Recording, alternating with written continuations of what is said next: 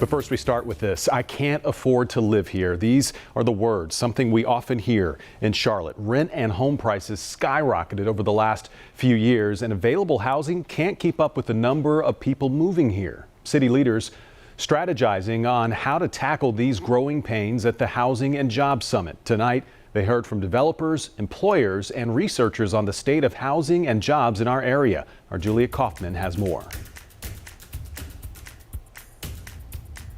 We know Charlotte is lacking in affordable housing, but new data shared by researchers at the summit shows just how bad the problem has gotten in the past 2 years. The number of housing units built every year is significantly less than the number of households that are moving into this area. Dr. Yongqiang Chu is head of UNCC's Real Estate Center. He says 2020 and 2021 set Charlotte back 10,000 housing units. The lack of new homes led to limited supply and high demand, meaning even higher prices. January 2020 to September 2022, median house price in this region increased 54%.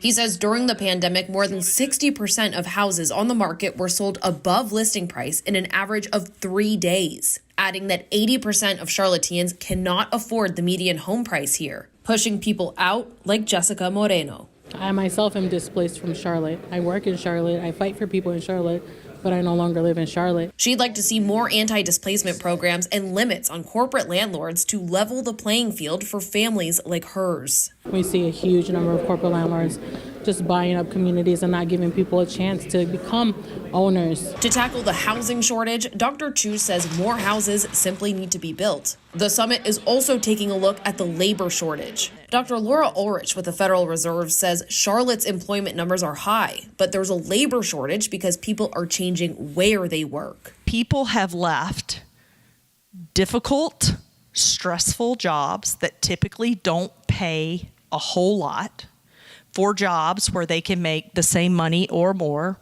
that are less stressful. The shift has left gaps in fields like public education and customer service. Ulrich says employers will have to get creative to fill vacancies. All this information is leading up to day 2 of the summit, where City Council will take everything they've heard and strategize on the policy and funding choices they'll make this year to impact Charlotte's housing and labor shortages. Julia Kaufman, WCNC Charlotte.